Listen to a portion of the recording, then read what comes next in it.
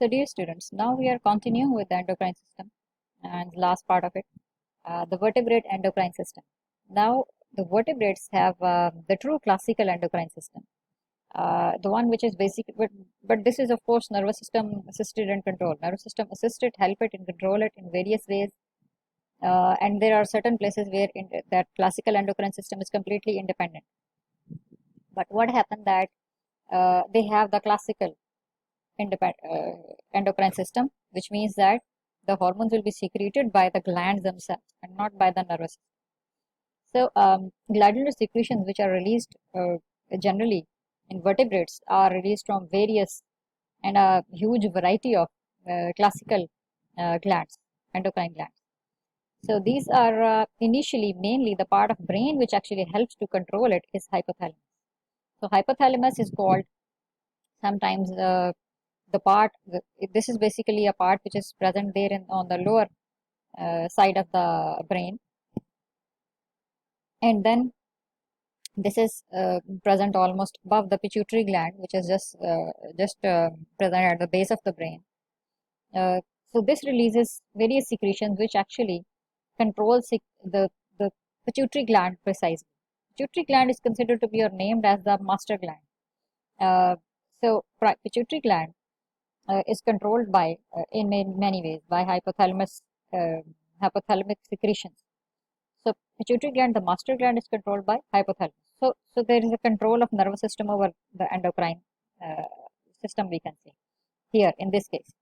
So pituitary gland releases various secretions which control further hormonal systems, we can say endocrine glands, so that they can release their secretions, like thyroid gland, pancreas, adrenal gland, ovaries, testes, and there are many more organs which can secrete endocrine secretions like adipose tissue, heart, and even gastrointestinal tract releases various hormones.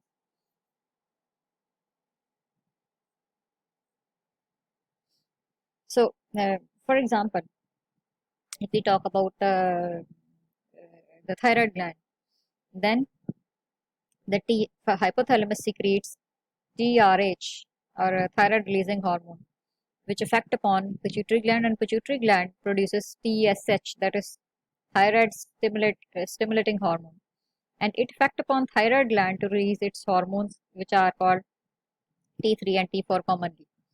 So the pathways there, TRH affect upon pituitary to produce TSH, TSH affect upon thyroid, and thyroid produces its hormones.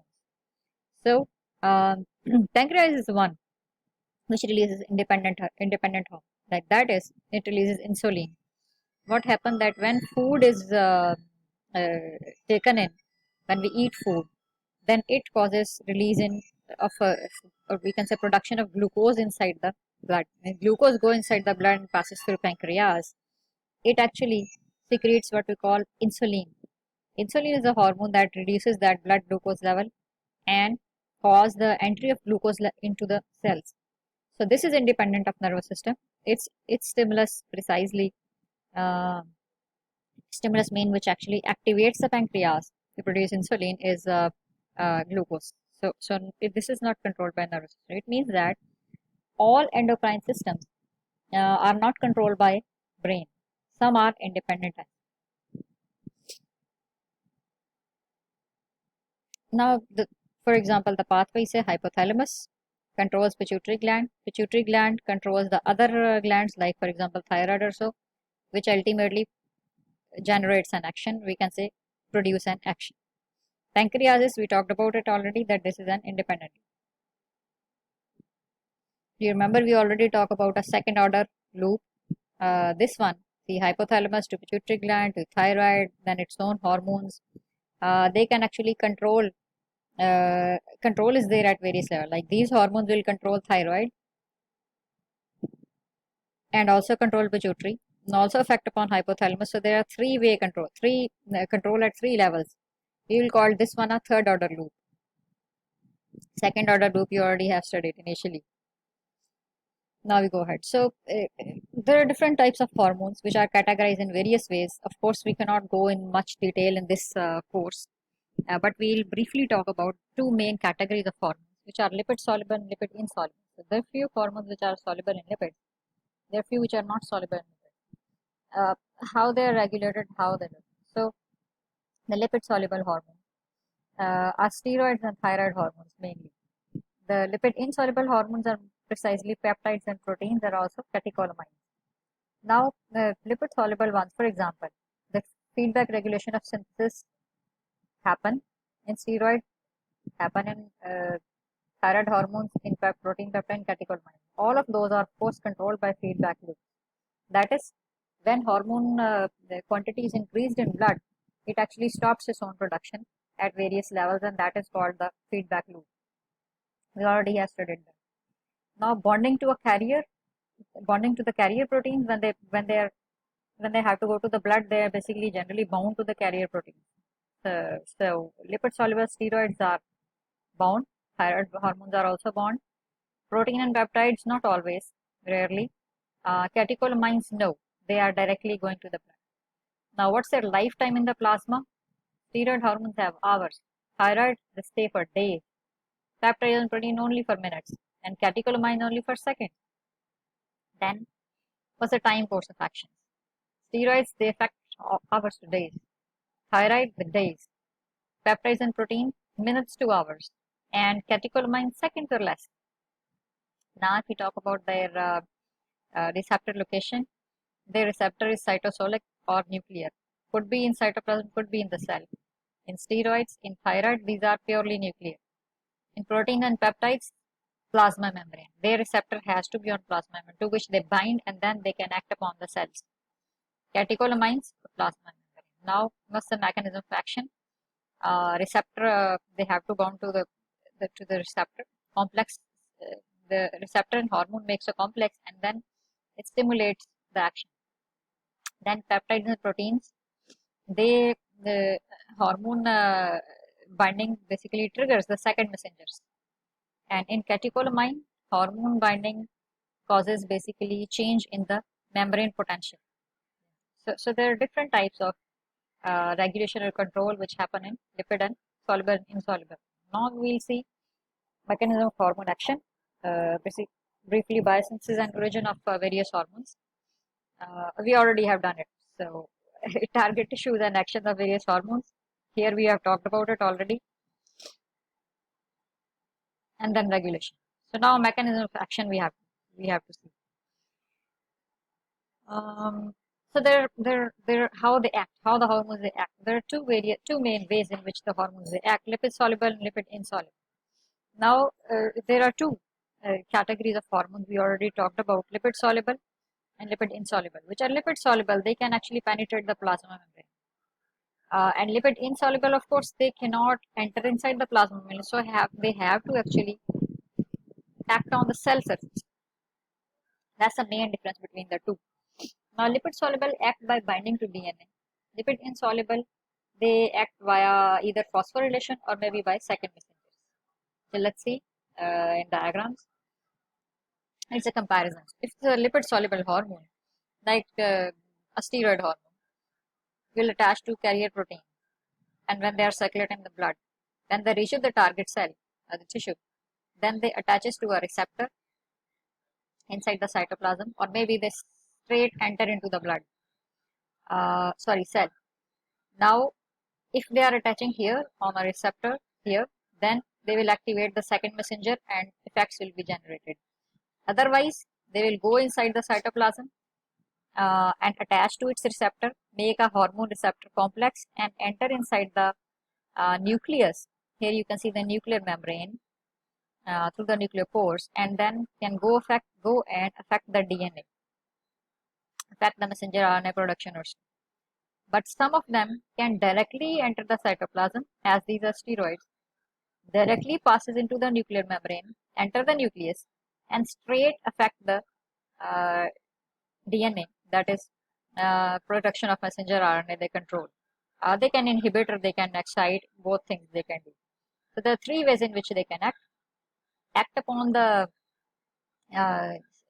receptor and activate second messenger, enter inside the cytoplasm and can have make a hormone receptor complex and affect the DNA, or they can enter directly into the nucleus and affect upon the DNA.